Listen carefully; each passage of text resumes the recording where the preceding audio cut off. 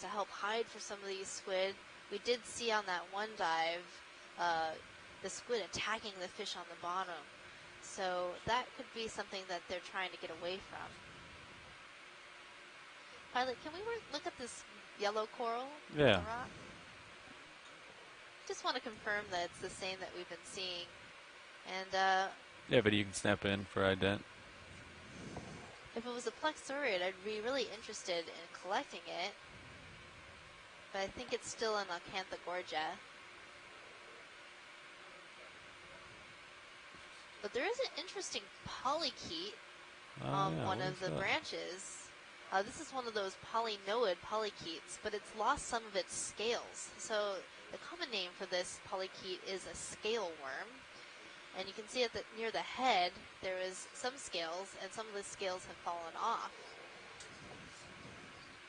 Which is a challenge when we do get them in the lab, because the scales tend to fall off easily once you put them in ethanol. There's other associates, like amphipods, hanging out in the branches as well. I'll try to hold that video. Thank you, Pilot. Yeah. Yeah, and it looks as well Watch on the background like another type, maybe with that elongate body form that we saw yesterday. And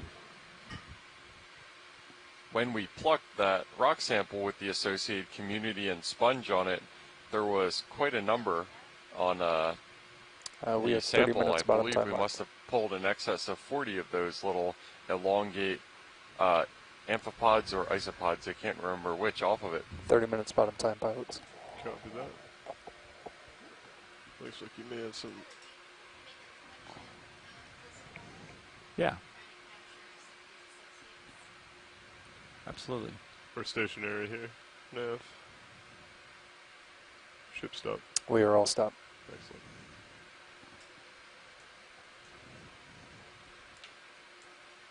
Pilot, you are ramped up, ready to roll. All bio boxes are open.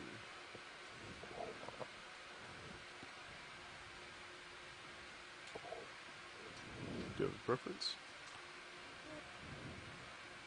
Stand by one. Probably port outer or something. Copy that. Got 30 minutes left, so I can do Some time. port in. Yeah. Okay, watch lead. Was there one? You can come in video. Watch lead. Was there one branch you liked better than other ones, or the rock's too big? So top one. Okay. Okay. Okay. Got hydraulics up. Hydraulics are up and rolling. Got many here if you want me to. Looks like you might be sliding a bit. Oh. Copy that. Yeah, your port toe is rotating out.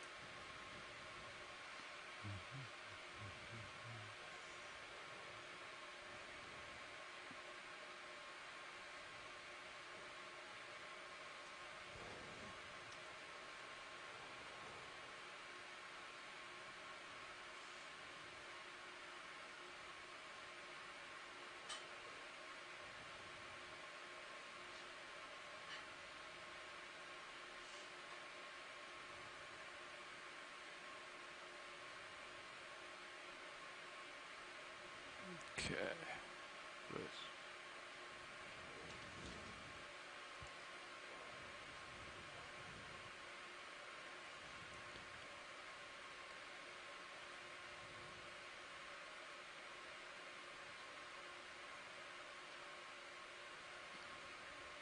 Might have a little bit of the rock.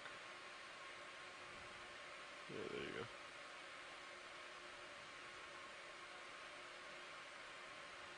Want to make sure I get that Yeah, top scale one. one. Yeah. Yeah. Nice. Okay, so I have the port sides ready to roll when you are. Okay. Nice. Come out video.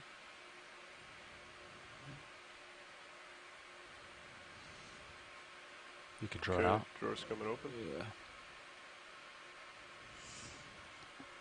Gonna go ahead and bring. We'll go port enter just because it's small, in case we have Yeah. something bigger later. Sorry, come down on the.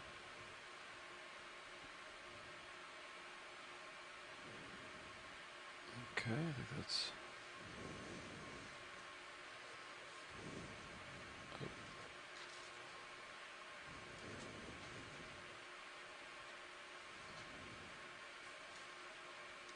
Okay. Oh. There we go.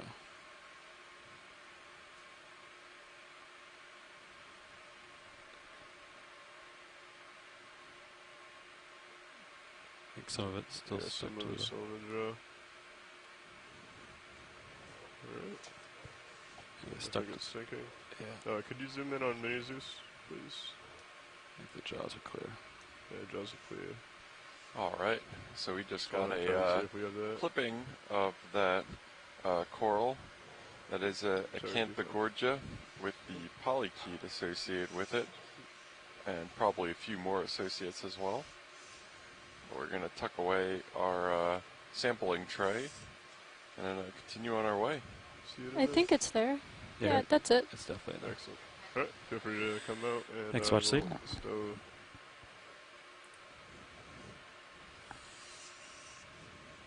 Excellent.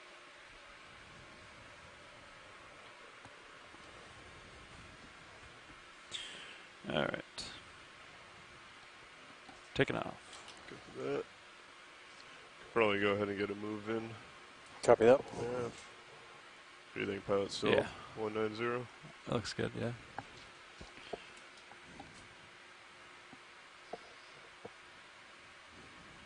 So we're almost at the top of this feature. Gone all the way from the bottom. What was that word that you used to describe the bottom of a canyon, Jeff? Bridge RV now.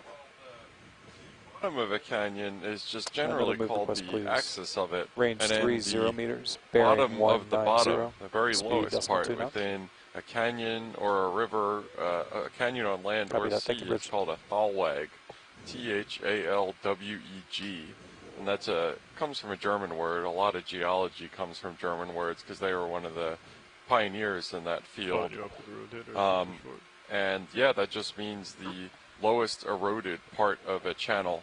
And that can be a river or that can be a canyon. So, yeah. That's a really cool word. I Copy like that. it. 40. So we went to and we went and across the Thalweg and up the opposite slope, and we have made our way through a bunch of different kinds of communities. Some large boulders right in the bottom of We the got a canyon, minute video, and so I then might on grab the this slopely routes to red the crab. slope, we found some really Sounds good, sheer pilot. walls that were just covered in Come in on the beautiful mouth parts. corals and sponges. That's what I'll And go for as here. we've gone upslope, for a we've seen landing. more of a sediment-dominated community with a bunch of small boulders He's just posed scattered so well. about the place. And every boulder we've seen thus far has been completely in more if you covered in want. life. The crab we're looking at right now is the deep-sea red crab. Its scientific name is Chasion quinquidens. You grab something, or do you get scared? It's kind of fun to say, too. I don't know. I feel like it could have gone Indeed. either way. We've been seeing this crab a lot. Earlier in the dive, we saw a number of these crabs displaying their mating behavior, where the female crab and the male crab were walking along together. It was quite interesting.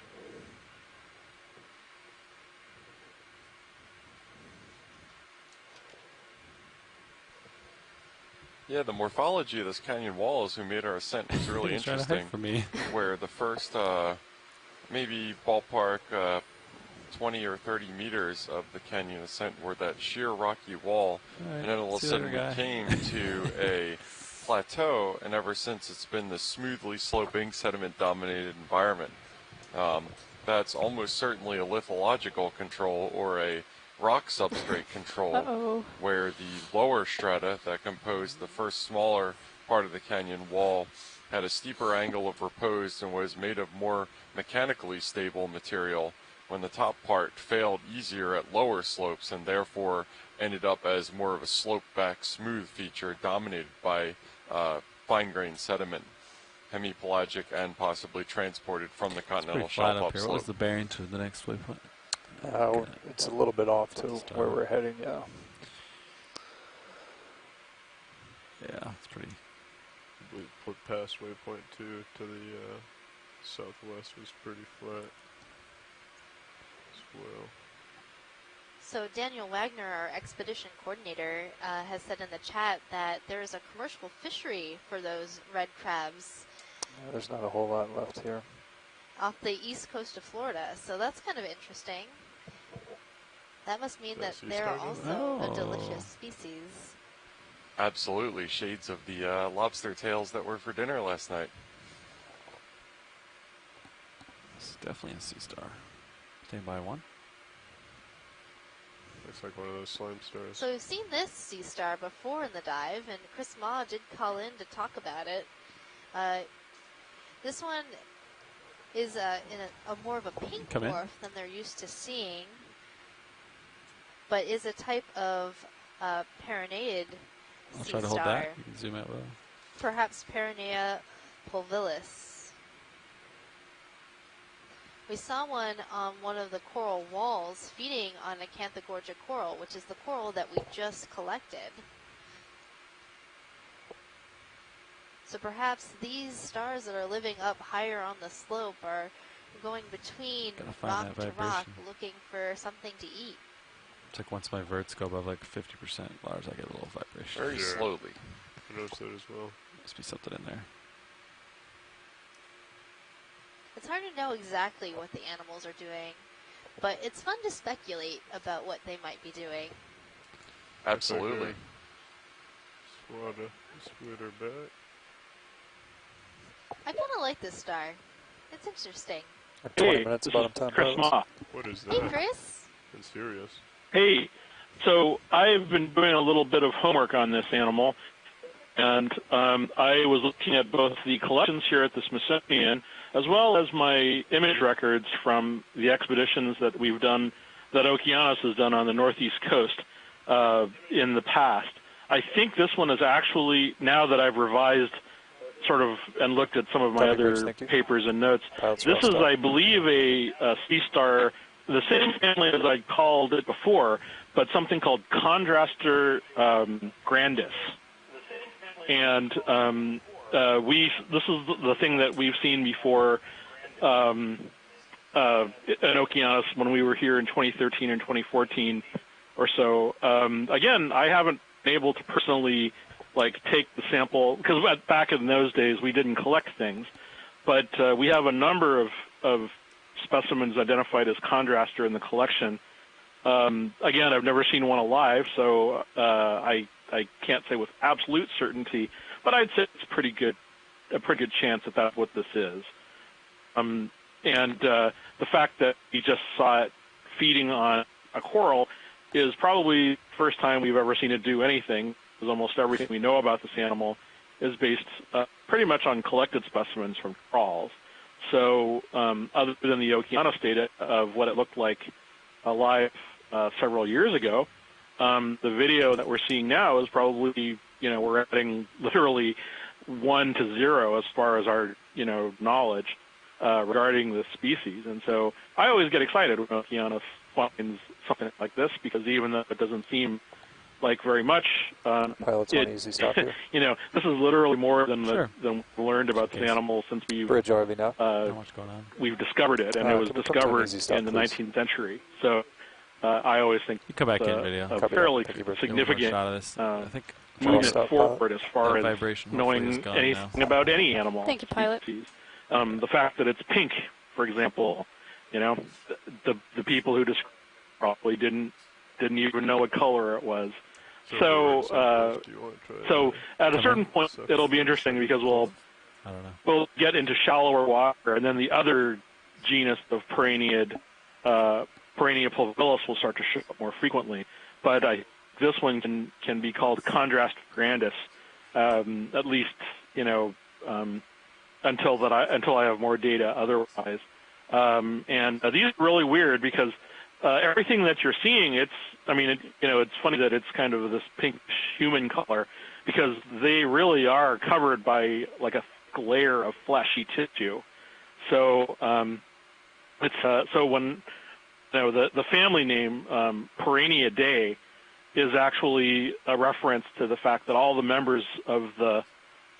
sea stars that are members of this family have this kind of fleshy tissue or some kind of fleshy tissue overlay.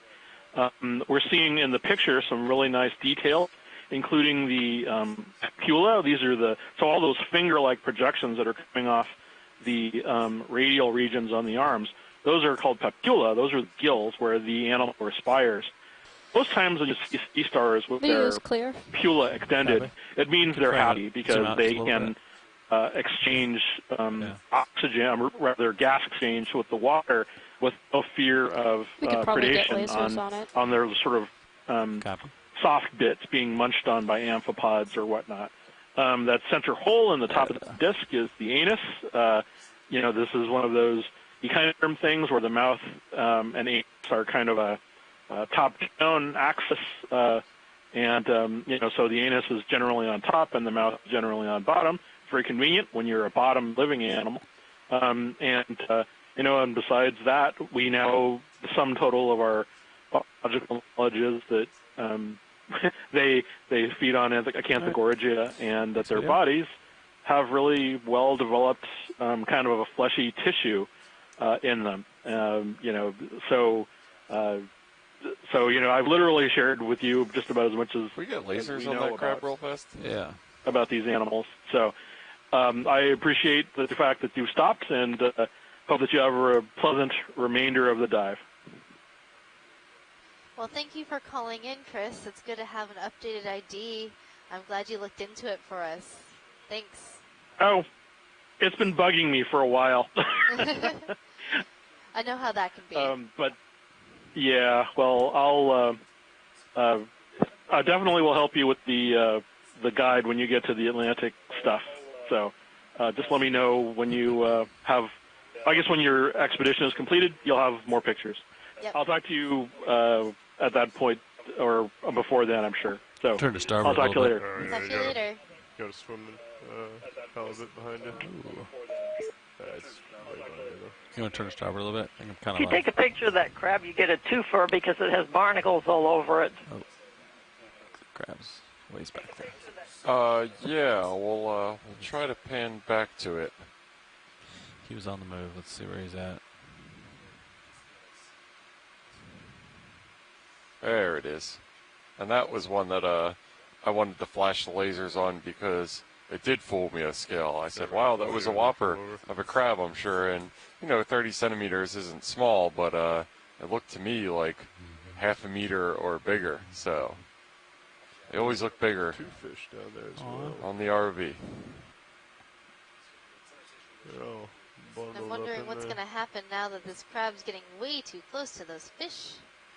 Are the fish going to pretend like they don't see the crab? I've really been surprised by the just general amount of, I don't want to call it apathy, but things just kind of ignoring each other down here. Going into this, I had assumed that because things are kind of spread out down here that when We'll let it go, an I guess. organism encounters an organism that's smaller, then somebody's going to get eaten or try to get eaten. But generally, they just kind of seem to like walk on each other and stuff like that. It's been interesting. Yeah, it is really interesting. And here we're seeing two very different fish just, cuddling together underneath this rock.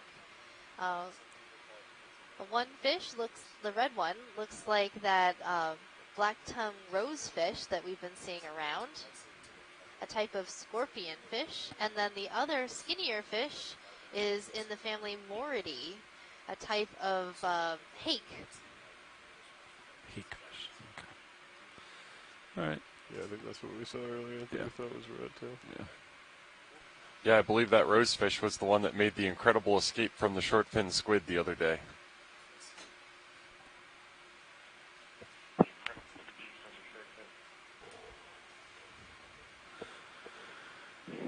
All right. Well, I know what the barnacle is. It has a dreadful scientific name. It's Pocillosma inequilaterale. Following you up as you go. Copy. That sounds like a mouthful. Yeah. You want to push out a little bit, or you want another move? Yeah, we probably get another one in. I don't see much ahead of me. There's another snipe I'll eel. send you an email with the spelling. That would be great. I'll come in on this. Yeah, those snipe eels look pretty neat. It's they almost look like the strings of squid snot, except they're another color. And you can see that one has both of its proboscis, I want to say, preserved, unlike the one that we saw before. And you can just really see that optimized for plucking those shrimp antennae out of the middle of the water. Bridge RV nav. One last move change, please. Like 30 meters at We'll let it swim bearing off. 190. Thanks, video. Did you Speed see decimal the 2 knots. teensy squid? There it is. Come in. Copy that. Thank you, Bridge. How did you see that thing? It just moved right by. Oh, it's a big Oh bobtail. man, that is the tiniest of tiny squids. Oh my goodness. That's definitely a little. It's a bliptail squid. Yep. Another little bobtail squid. It's like a grain of sand. It's a little. What are those eyes? So In the big. genus Rossia. This is so cute. How big do you think that is? I mean, I can see individual grains on the seabed of really fine sediment, I'm thinking it's maybe a centimeter. if that.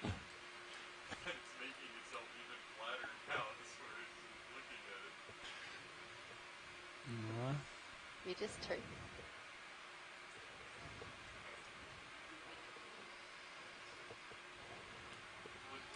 Oh, is he gonna take off? It's so gorgeous.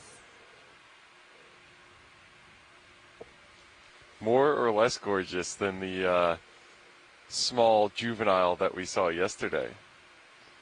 Oh, I like to see all the little baby animals. All right.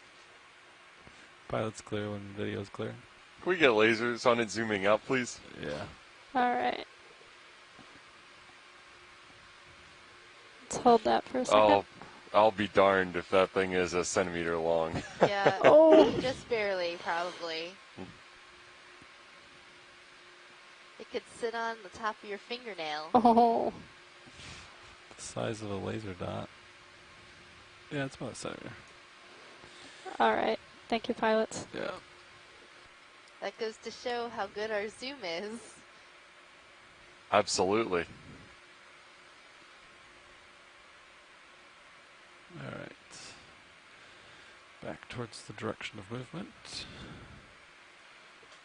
This way.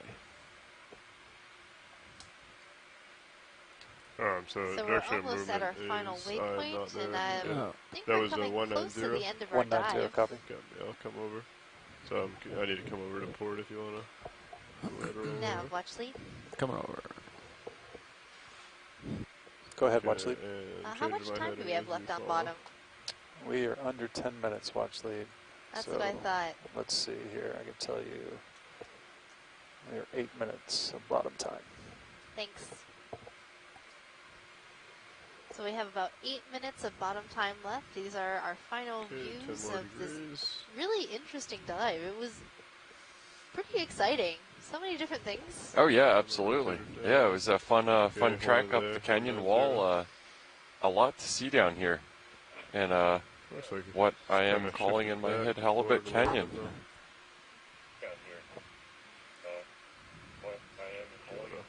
Adjust. Yeah, you can turn starboard. Yeah, come to you. Oh yeah. Keep an eye out for any hermit crabs. Okay. Yeah, I think I might have seen one a while back, but we will look out for some hermit crabs to zoom in on. Probably get a move underway. Yeah, definitely no shortage of gastropod shells for a hermit 20 crab meters to at use. 265. Sounds good. We're still mid-move right now. Oh, copy. Understood. Ooh. We're You a wanna little come less than back halfway over? through that Halfway move. through? Okay. Can I come back over to 190 then? Yeah, we'll finish that move out before we get ahead of ourselves. We've got 7 minutes of bottom time, pilots. Understood. And that's including time to set up, or not including time to set up? 5 minutes in, 5 minute buffer. Copy that. Nice. It's actually 6 minutes of bottom time. Yeah, this has been a really interesting Labor Day dive Yeah, in back at 190. U.S. waters. Our first of the expedition. We have a suite of dives on submarine canyons predominantly, and a couple seamounts dives coming up in the next couple weeks. Tomorrow we will be diving in Kinlan Canyon. This was originally scheduled to be a benthic and midwater dive, but if you haven't gotten the memo, this one has been rescheduled to be a strictly benthic dive, and then the benthic and midwater dive will be Munson Canyon instead on the 5th of September. So if you have interest in planning, weighing in input for Kinlan Canyon tomorrow, please stay on the line after the dive, and we will be having our dive planning meeting approximately 10 minutes after leaving bottom. Yeah. Yeah, you can go ahead and do that. You So want a to turn little bit starboard? more about Kinlan Canyon and Is the how ship it got stationary? into Yeah. Maine. It's actually named 2 more after minutes. We should be Brian stationary. Kinlan, Yeah. who used to work for NOAA. He worked mainly with precious, with Copy, the bridge, dive thank you. data from Want me to the line up with you, Okeanos, or- I'll stop, and pilots. worked on some habitat suitability models. Yeah, that looks good. And we've been using these models to help I'm at plan our 256. dives for the expeditions.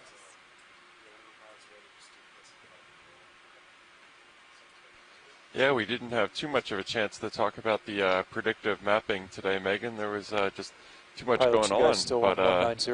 I about heard half we these thought dives, we maybe turned to more, have been starboard, planned so around now they the can- habitat 255. suitability Yeah. models, both from 255. NOAA and also our partners to the north at DFO, Department of Fisheries Oceanography Canada. Bridge RV net.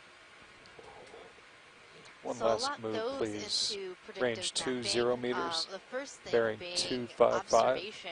Speed The decimal first 2 step knots. in predictive mapping is to find out what is actually there. Copy that, So thank you, we Bridge. go and see, or so we see a coral on a rock. We say there are corals here in this canyon. That's really important, and that's observation number one.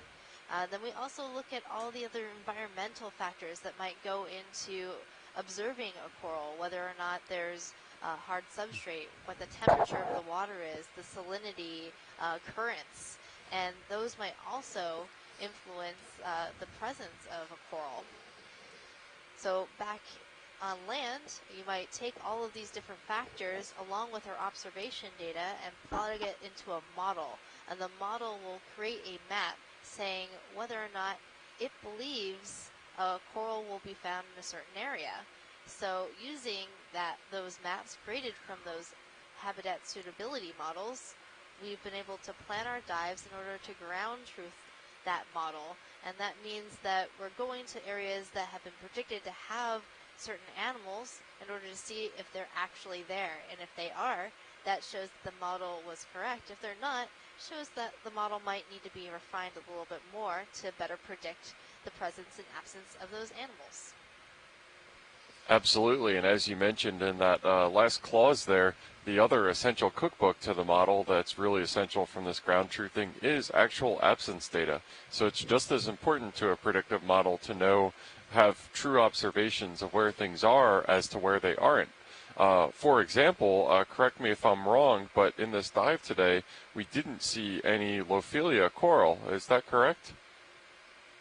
That's correct. We did see some pieces of dead Lophelia, so we do know that Lophelia is actually in this area, but we didn't see any live portions. So on the small wall that we did survey near the beginning of the dive, there was a lot of coral encrusting that area, but all of those were Gorgonian corals.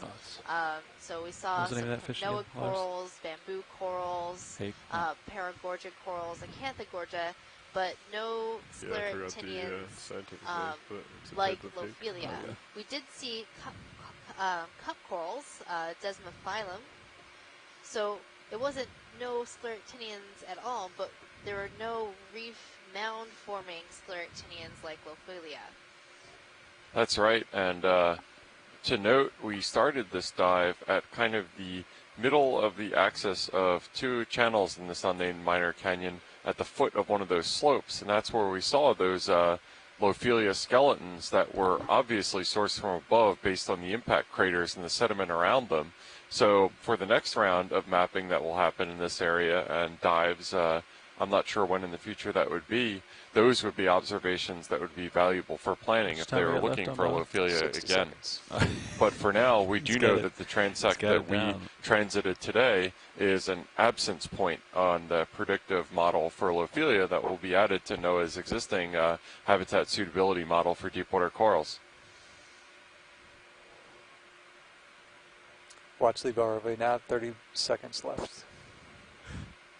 29, 28, 27. Copy, Rich. Yeah, you can come in on the fish. This will be our last zoom for the dive, I think. So this is the final fish of the dive. 13. This is a type of hake or codling. We're all stopped. Hey, real quick, could we get a zoom to the lower right of that anemone in the soft sediment? Come out video. Oh, yeah. Snap it video, the anemone. Looks like there's a couple candidates here. I don't think we got a real good zoom on any of these anemones. Oh, come in.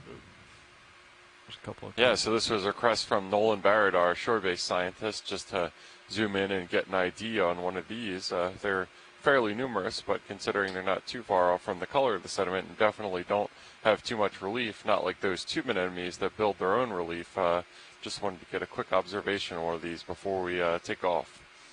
That's max zoom. Copy. I'll try to hold that. Thank you, pilot. Yep. You can stow my arms if you want it. So with that, that concludes our dive for the day. The ROV team will be securing the ROV and taking off bottom momentarily. Thanks, and if you're interested in Kinlan Canyon, where we're diving tomorrow, please stay on the line. We'll be back on after 10 minutes or so, and we hope that you'll join us tomorrow or on some dives in the future. This is Joe Falbelt, your Geology Lead, signing off. And thanks for joining us on this great Labor Day dive at the Unnamed Canyon. This is Megan Putz, your Biology Lead, signing off.